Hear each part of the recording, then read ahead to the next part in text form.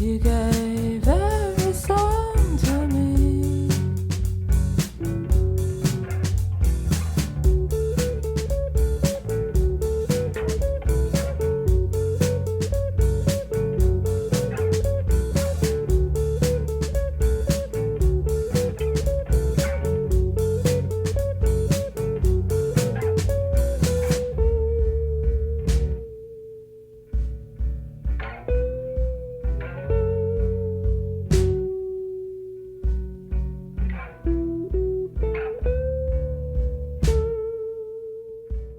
Hello folks, it's me, Dom, Seeking a Thread. You know me. I'm here back from a long week away up in Maine, where I just returned last night with my family. A week away, felt like longer even in some ways. Escaped from a lot of internet activity, but did keep in touch, did watch some videos, and haven't been totally out of the loop. But figured this would be a good time to go through for the summer records that I found in record shops as I traveled. Don't usually group everything together, but I have records that I found in Montreal. I have records that I pulled aside from a big collection sale that I did with my son. So that's a little bit separate, but I'll include that here. I'll talk about that. And then I have some records that I found on the way to Mount Desert Island in Maine, and on the way home. Made a few stops at stores and even an antique mall. I figured I'd put that together. There was also the records I found at the Solid Sound Festival, the Wilco Festival from late June, but I sort of already did a video on those a few back, so I'm not going to include those here. But let's just hop in. So I made a little covert trip to Montreal with my wife. It was not meant as a record trip, so I didn't get in touch with any of you locals there. Sorry guys. We were there for 2 nights, and it was just time for me and my wife to hang out and sightsee, explore, walk around, get good food. And I hit one shop in Montreal. This was in early July, just after something like the 5th, 6th, or 7th, somewhere in there. We had dropped our kids off at summer camp, and we went up there before our big trip to the Adirondack Mountains. I went to one shop. I spent a good 2 or 3 hours in Au 33 Tours in Montreal, and it was sort of in the morning, pretty quiet in there. Didn't even touch base with the guy I know who was one of the buyers there, Patrick. I just sort of went in, and there was a few things earmarked. The cicadas are blazing. There's a few things I earmarked that were on their website or on their Discogs, and sure enough, they were there in the sort of more rare bin, and I pulled those aside. I looked through a ton of stuff, didn't go too crazy there or anything like that. I didn't look through everything. It's a big store. There's a lot of new records to look through. It's a great store. A lot of turnover there. They're constantly injecting new records into the ecosystem, if you will. So I'll show you what I found at Au 33 Tours. This is one that I had earmarked there for a while. They had it for a while, and in store it was definitely cheaper. Normal Hawaiians, they're double LP, more wealth than money. The label is the illuminated label. It's a double, which is sort of rare to see in the post-punk world at that time. This is from 1982, I think it is. I have another one of their records. There's the Canadian price. I keep these Au 33 Tours stickers. These are great. This is a very varied and not specifically post-punk, but it comes from that era. Sort of was hoping to find this closer, but it is the original UK pressing. It is in nice shape. They graded it as VG plus VG, if you care. Pochette vide, disque à la casse. So that, yeah, everything at Au 33 Tours over like 25 Canadian is, the records are behind the counter, so it takes a while to check out. So yeah, this is just saying the sleeve is empty. So that's one thing to know if you go in there. Anything that's over, I think it's maybe even 15 or 20 Canadian, they have to pull aside, and their sleeves are empty. Certainly everything that's in the rare bin. So good find. I'm really enjoying this. I do need more spins with it because it is so diverse and a little bit off the wall. It's more like art rock, maybe even arty punk.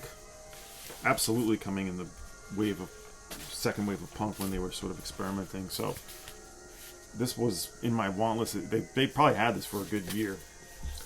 So I got that. Another one I got out of the rare bin, which I wasn't specifically looking for. I didn't know they had. Interestingly enough, Dave got the Just Another Asshole compilation, that No Wave comp. I saw it in the bins and I was like, wow, I can't believe they have this, but I already have it. And I'm glad it ended up in your hands, Dave. But another one in the rare bin, wasn't, again, looking for this, and I still have... No, I think I sold this reissue. I forget. I have one of the reissues and sold the others. But this is the John Bender Plaster Falling on the Record Sluts. Now this is like the first, it's like the early repress. He did a few with like a plastery cover that ruined the records. This is a little after that. This is sealed in latex for your protection.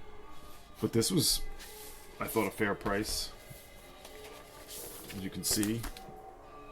Okay, if you care. It's the original pressing. There's reissues of this. Well, it's not the original sleeve. The original sleeve is the plaster sleeve, which literally falls apart. But I'm actually really happy with this. It's a thick cardboard with like a textured cardboard and the sort of stamp on it. This is, he's a synthesist, New York, Lower East Side, coming out of that whole scene, doing sort of industrial, robotic vocals and things like that. So happy to find that in store. I looked through a lot of the French records, and yeah, I pulled aside this Jean Vasca record, which I actually quite enjoyed. I really enjoyed the one that Stunty had played. This isn't that one. This was $9.99 Canadian. So, like, that's the thing. That's like $6 or $7 American. On the, this is La Fine Fleur. I enjoyed this too. You know, a lot of, it's Canada. You're going to see a lot of French pressings and Canadian pressings. Last time I was there, I went hog wild finding modern composers, all that were Canadian based. So it was cool to get this one. And the last one I got that day, which I will probably sell. I got this kind of thinking I wouldn't care for it, but it was a really fair price. This is a Japanese pressing, right? Yeah. Of Elise Marseille Declue, one of her later records, One for the Soul. I really love her stuff in Rosa Yemen, that EP which I have, and her first album. This is like her third or fourth.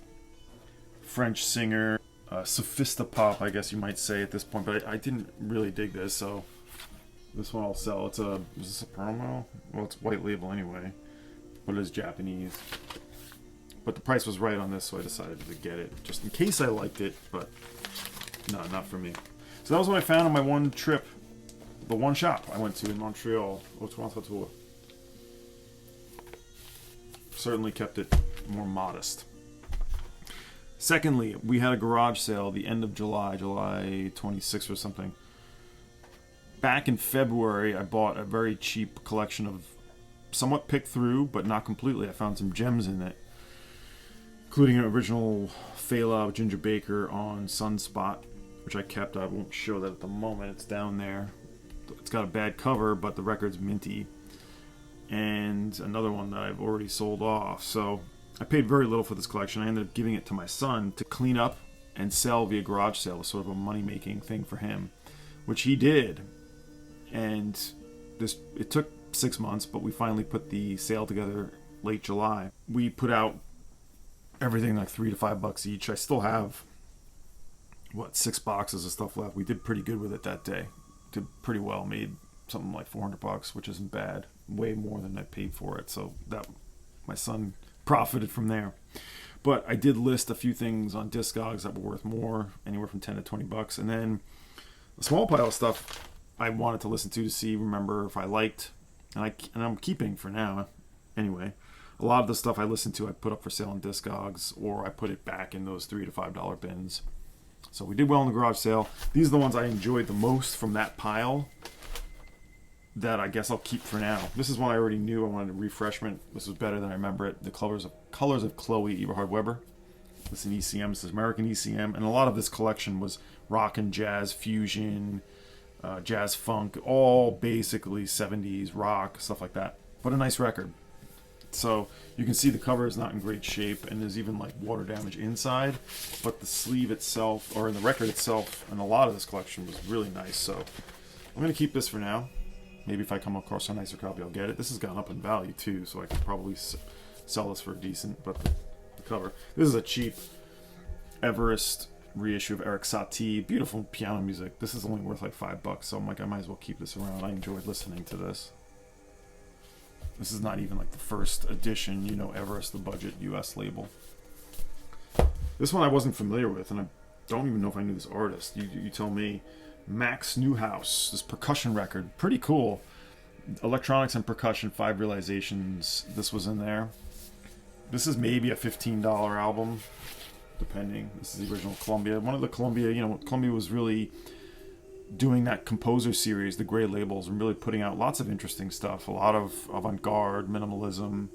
Not all of it incredible or totally worth your time, but this, I'm going to have another listen to this. This was pretty cool. This is like the Music of Our Time series, like the Harry Partridge on that.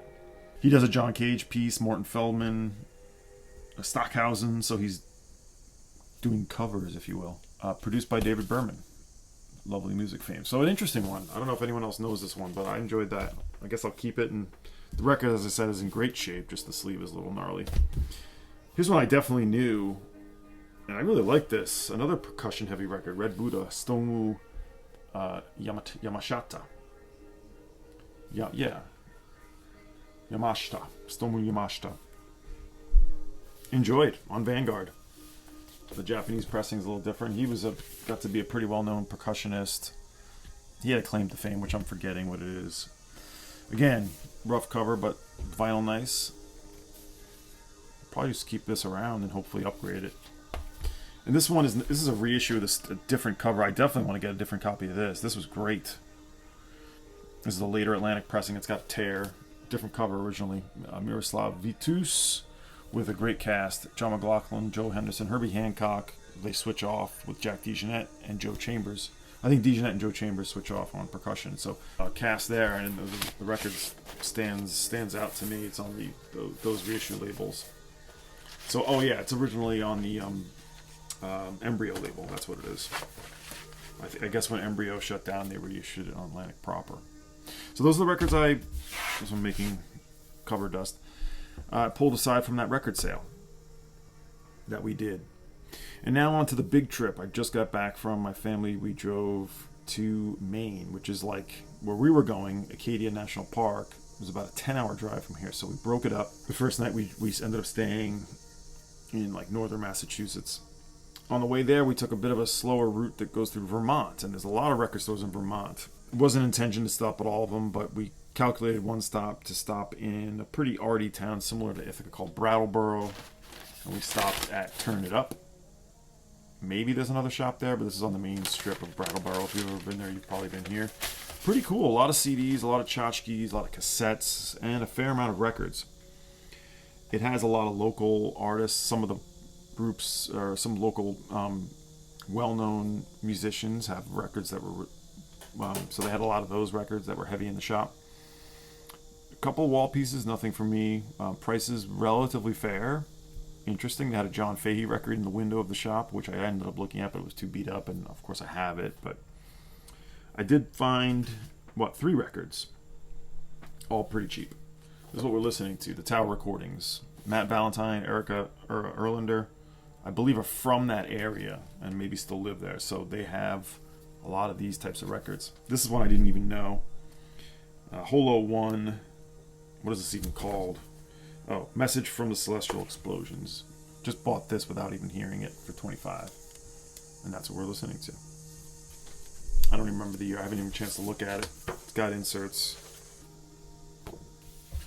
What does it matter? It's probably like around 2010. And I, just to see this in the store, I probably wouldn't have bought it online, but to see it in the store is cool, as they say. So I bought that there. I had a little conversation with the guys that were working there. The other record I found, and I know I really enjoy this, didn't know it was on vinyl, is Glenn Mercer's Wheels in Motion, his first solo album from the Feelies. I think he might have another, I forget, but this is from 2000. Well, The vinyl reissue is from 2016. I think the CD, as it was, came out in the late aughts. It's on that type of vinyl. Glenn Mercer, of course, the main songwriter, along with Bill Million and the Feelies, back to 2007 or 8, 2007 on Pravda Records. This is on the Sinister Torch label. So I didn't know that they issued this on vinyl. Probably didn't need it, but it was only $15. So this I already have, and this was a great price for $5. I love this folk album. The original, find it in the US, it's always going to be on the solid orange label. So this is the Canadian on the 2i, which I dig. To get this in the US now on like Discogs, it's probably a $15 to $20 record. So since I love this so much and it was only $5, I got another copy. And it's in nice shape. Sleeve has got standard wear, but good deal for $5. So that's what I got there. That was Turn It Up Records in Brattleboro, Vermont. As I'll show you the bag again. And then next up, the next day, we were driving the shorter drive to Acadia, and we did a lot of stops along the way on Route 1. There's a ton of antique stores, antique malls on that drive, and we stopped at one that I had targeted, or my wife even targeted, called the Chicken Barn. And so, well, before I tell you what I got, Chicken Barn actually is really cool. You know, not a cheap antique mall by any stretch, as you've been to antique malls from a furniture, from a collectibles, antiques type point of view. But like with most of these places here in the U.S., they have a lot of records. One of the specific stalls had a lot of records, and as I'm looking through, it's your standard overpriced classic rock. Nothing new there. But as I'm looking through, I'll insert the picture, I see this record. Misfits. Walk Among Us. Now, my first inkling was like, oh, it's probably just some reissue, which it actually is. But it's the very earliest reissue. It comes in a pink cover originally. It goes to a purple cover. And the very first purple cover has a pink Misfits logo, which this one has. So without knowing all of my Misfits history, I quickly deem, okay, this is not a recent pressing or a bootleg. There's a ton of bootlegs of this. I look at the dead wax of the label. This is on the Ruby label proper. And I'm like, this is legit. And the price is high for the antique mall, but absolutely below value. And I put it back, like, nah, I don't want to really go down that road. I'm not buying an expensive record at an antique mall. I had a Rhino reissue of this, which I think I sold for like $60 as it was. But I do some more looking up because I know my Misfits stuff, but not like down to the nitty gritty. So I do some more digging, and I determine it is indeed that very first purple edition with the pink Misfits logo. It turns to, I think, different colors. And as I said, the original cover is the pinkish cover with the pinkish logo. This is the purple cover with the pinkish logo, 1982. So this is one of the very first few pressings. But I put it back. I'm like, nah, I'm not doing it. So I go and talk to my wife, and I'm telling her the deal, and she's like, wow, for that price, it's really fair. I'm like, yeah, it is. And then I go back and look, because I didn't even bother checking. I saw that it did have the original inner sleeve. I'm like, that's a good reason to get it. But not only that, I go back and look again when I was considering it, and it has the original merch sheet, which is not easy to find. And look how perfect it is. This is definitely the vintage. This is not a photocopy. Original merch sheet, which are hard to, obviously people took those and redeemed them. And it has the original, this inner sleeve is in great shape. This is the original inner sleeve with the collage and the lyrics. And my wife encouraged me, you should get that and flip it. I'm like, well, I don't know if I'll flip it, but maybe. I mean, I have to always be thinking that when you're spending a lot on a record, can I resell this and get my money back? I think it's important. But I'm like, well, let me see if they take a cash-only price, discount. And when I went up there, so I'm not going to tell you what I paid for, but it's way below market value. I'll just say that. Very fair. And when I went up to pay, I'm like, hey, do you do cash-only discount? And the woman was like, no, but that is 20% off. And I was like, oh, well, that's a good discount. So I had to pay tax on it, but the discount on top of a very good price made it very worth it. So I went for it, and I have it, and I will keep it for now. Who knows? But did not intend to spend that amount of money on a record in outside of Acadia. It's somewhere near Ellsworth, Maine.